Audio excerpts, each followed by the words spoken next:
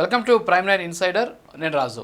ఆంధ్రప్రదేశ్కి సంబంధించినటువంటి రాజకీయాలకు సంబంధించినటువంటి వ్యూహాలన్నీ కూడా ఆంధ్రప్రదేశ్లో కాకుండా పక్కనే ఉన్నటువంటి కర్ణాటకలో, ఆ పక్కనే ఉన్నటువంటి తెలంగాణలో జరుగుతున్నాయేమో అనేటువంటి అనుమానాలు వ్యక్తమవుతున్నాయి. ఎందుకంటే ఇటీవల కాలంలో వైఎస్ఆర్ కాంగ్రెస్ పార్టీ ఏ కార్యక్రమం చేసినా జగన్మోహన్ రెడ్డి గారు బెంగళూరు నుంచి ఆయన వారంలో ఒకసారి తాడేపల్లికి రావడం, తాడేపల్లి దగ్గర ఏదో కార్యక్రమం చూసుకోవడం, తర్వాత ఆయన మళ్ళీ బెంగళూరుకి వెళ్ళిపోతూ ఉన్నటువంటి పరిస్థితి కనిపిస్తుంది. అయితే వైఎస్ఆర్ కాంగ్రెస్ పార్టీకి సంబంధించినటువంటి ఇతర నాయకుల పరిస్థితి కూడా అలాగే ఉంది.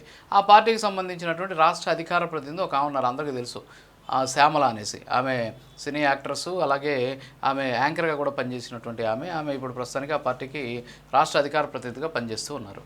సో ఆమె ఏం చేస్తున్నారంటే, ఆమె కూడా ఆంధ్రప్రదేశ్ రాజకీయాలను ఇక్కడ కొద్ది రోజులు చేసినా సరే వాటిని తెలంగాణలో చేస్తున్న పరిస్థితి. ఇటీవల వైఎస్ఆర్ కాంగ్రెస్ పార్టీ ఒక కార్యక్రమం చేపట్టింది. ఏంటి అంటే, ప్రైవేటు మెడికల్ కాలేజీని ప్రైవేటు పరం చేస్తున్నారు, పీపీపీ విధానంలోకి తీసుకుంటుంది కూటమి అని చెప్పేసి దానికి నిరసనగా కోటి సంతకాల సేకరణ అని ఒకటి చేపట్టారు. ఈ కోటి సంతకాల సేకరణ ఎక్కడ చేపట్టాలి? వాస్తవంగా ఆంధ్రప్రదేశ్లో చేపట్టారు. ఎందుకంటే ఆంధ్రప్రదేశ్ రాష్ట్రానికి సంబంధించినటువంటి సమస్య కాబట్టి. సరే, ఆమె వచ్చారు, ఆంధ్రప్రదేశ్లో ఉన్నటువంటి 1-2 ప్రాంతాలు తిరిగారు, వెళ్ళిపోయారు. ఆ తర్వాత ఆమె ఏం చేశారంటే, హైదరాబాద్లో, నాకు తెలిసి ఆమె నివాసం అక్కడే నాకు తెలియదు కానీ కేపీహెచ్బి అనేటటువంటి ఒక ప్రాంతం ఉంది, మనకు తెలుసు, కూకట్పల్లి. సో ఆ కేపీహెచ్బిలో ఉన్నటువంటి టెంపుల్ బస్ స్టాండ్ దగ్గర ఆమె ఏం చేశారంటే, అక్కడ కోటి సంతకాలకు సంబంధించినటువంటి సేకరణ పర్నాడు ఏదో జిల్లాకు సంబంధించినటువంటి ఐటీ వింగ్ ఆధ్వర్యంలో కోటి సంతకాల సేకరణకు సంబంధించిన కార్యక్రమం, నిరసన కార్యక్రమాన్ని కూడా కేపీహెచ్బి కాలనీ అంటే కూకట్పల్లి దగ్గర ఆమె చేసినటువంటి పరిస్థితి. ఆంధ్రప్రదేశ్కి సంబంధించినటువంటి సమస్య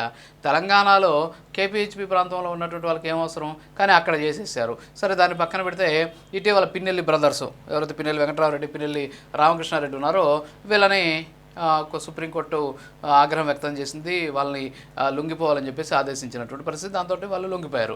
కానీ శ్యామల ఏం చేశారు అంటే, మరి పిన్నెల్లి బ్రదర్స్ దృష్టిలో పడాలనో, లేకపోతే తను ఒక్కదట్టే పార్టీ కోసం పార్టీలో ఉన్నటువంటి నాయకులను అరెస్టులను ఖండిస్తూ ఆందోళన చేయాలనేటువంటి ఉద్దేశంతో చేశారో తెలియదు. కానీ ఆమె ఏం చేశారంటే, మళ్ళీ అక్కడ ఒక ఆందోళన చేశారు.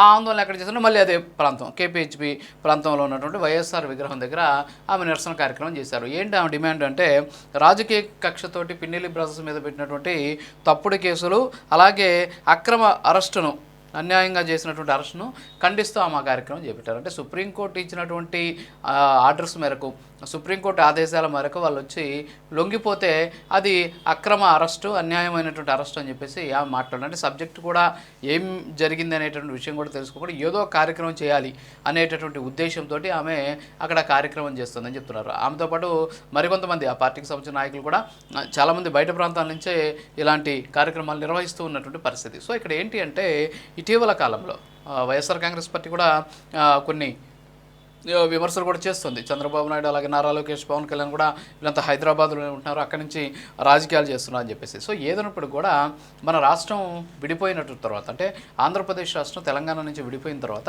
ఆంధ్రప్రదేశ్లో ఉన్నటువంటి ప్రభుత్వం కావచ్చు, పార్టీలు కావచ్చు, రాజకీయ నాయకులు కావచ్చు, ఆంధ్రప్రదేశ్కి సంబంధించిన అంశాల పట్ల మాట్లాడితే బాగుంటుంది. అంతేగాని ఎక్కడో ఉన్నటువంటి తెలంగాణలో మా ఇల్లు పక్కనే కాబట్టి అక్కడ ఒక కార్యక్రమం చేసేస్తాం, దీన్ని పేపర్లోనో లేకపోతే ట్విట్టర్లోనో సోషల్ మీడియాలోనో పెట్టేసుకుంటే మనకు మైలేజ్ వస్తుంది, మనం కూడా యాక్టివ్గా ఉన్నామని తెలుసుకుంటారు అనేటువంటి ఉద్దేశంతో రాజకీయాలు చేయడం వల్ల ఏమవుతుందంటే, జనాల్లో ఒక హేయమైనటువంటి భావన వ్యక్తమవుతుంది. సో అది ఏ పార్టీ అయినా కావచ్చు, నేను పలానా పార్టీ అని చెప్పలేదు, ఏ పార్టీ అయినా అదే పరిస్థితి. ఇక్కడ జరుగుతున్నటువంటి సమస్యలు తీసుకొచ్చి తెలంగాణతో ముడిపెట్టి అక్కడ చేయాల్సిన అవసరం ఏంటి? అసలు శ్యామల ఈ విషయాన్ని తెలుసుకోవాలి. ఎందుకంటే ఆమె ఇప్పుడు ఎదుగుతున్నారు. రోజా ఎవరైతే ఫైర్ బ్రాండ్ ఉన్నారో ఆమె స్థానం దాదాపుగా శ్యామల ఆక్రమించేసినటువంటి పరిస్థితి. సో రోజా లాంటి ఫైర్ బ్రాండ్ వైఎస్ఆర్ కాంగ్రెస్ పార్టీలో ఎమ్మెల్యే అయ్యారు, ఆ తర్వాత మంత్రి అయినటువంటి వ్యక్తి ఆమె. మరి ఆ స్థానాన్ని ఆక్రమించేటువంటి సందర్భంలో కొంచెం మంత్రి కావాలనే ఆలోచన, లేకపోతే రాజకీయంగా ఎదగాలనే ఆలోచన ఉంటే ఖచ్చితంగా కొన్ని ఇలాంటివి చేసేటప్పుడు కొంచెం జాగ్రత్తలు తీసుకోవడం, లేకపోతే అసలు ఏం జరుగుతుంది అనేటువంటి విషయాలన్నీ తెలుసుకోవడం, ఇవి చూసుకొని చేసుకుంటే నలుగురి నుంచి కూడా మనకు ప్రశంసలు వస్తాయి. కానీ అలా కాకుండా, నేను తెలంగాణలో ఉన్నా, హైదరాబాద్లో ఉన్నాను, సో మా ఇంటికి కేపీహెచ్బి ప్రాంతం దగ్గర, వైఎస్ఆర్ విగ్రహం అక్కడి నుంచి దగ్గర, అలాగే అక్కడ ఉన్నటువంటి టెంపుల్ బస్ స్టాండ్ దగ్గర, సో అక్కడికి వెళ్ళి నేను చేస్తాను అంటే జనాలు, ప్రజలు ఎస్పెషల్లీ హర్షించరు అనమాట. సో కాబట్టి ఆంధ్రప్రదేశ్ రాష్ట్ర రాజకీయాలు ఆంధ్రప్రదేశ్లో చేయాలి, కానీ తెలంగాణలోనో లేకపోతే కర్ణాటకలోనో చేస్తే మాత్రం జనాలకి అర్థం కాకుండా ఉండే ప్రసక్తి ఉండదు. ఇప్పటికైనా సరే శ్యామల గారు ప్రతిసారి వచ్చేసి ఏదేదో మాట్లాడుతూ ఉంటారనమాట. పవన్ కళ్యాణ్ అన్నిసార్లు ఫ్లైట్లు ఎక్కాడు, నారా లోకేష్ ఎన్నిసార్లు flight ticket, especially Pavan Kalyan ఆమె టార్గెట్ చేస్తుంటారు. ఆయన మీద, ఆయన వ్యక్తిత్వం మీద ఆమె ఇష్టానుసారం గతంలో మాట్లాడినటువంటి పరిస్థితి కూడా మనం చూసాం. ఆయన ఏం చేశాడు అసలు ప్రజలకు నాకేమీ తెలియదని అన్న మాటలు కూడా మనం విన్నాం. మరి ఆమె ఈరోజు తెలంగాణలో కూర్చొని ఆంధ్రప్రదేశ్ రాజకీయాలు చేస్తూ ఉన్నటువంటి పరిస్థితి. మరి చూడాలి, ఇప్పటికైనా సరే శ్యామల రాజకీయంగా ఎదగాలి, రోజా స్థానాన్ని ఆక్రమించినటువంటి ఆమె భవిష్యత్తులో రాజకీయంగా ఎదగాలి అనుకుంటే ఖచ్చితంగా ఆంధ్రప్రదేశ్లో రాజకీయాలు చేస్తే ఆమె రాజకీయ ఎదుగుదలకే కాకుండా పార్టీకి, అలాగే పార్టీలో ఉన్నటువంటి క్యాడర్ కూడా బాగుంటుందని తెలియజేసుకుంటూ ఇది వాళ్ళ ఇన్సైడ్, మరో ఇన్సైడ్ మళ్ళీ కలుద్దాం. నమస్కారం.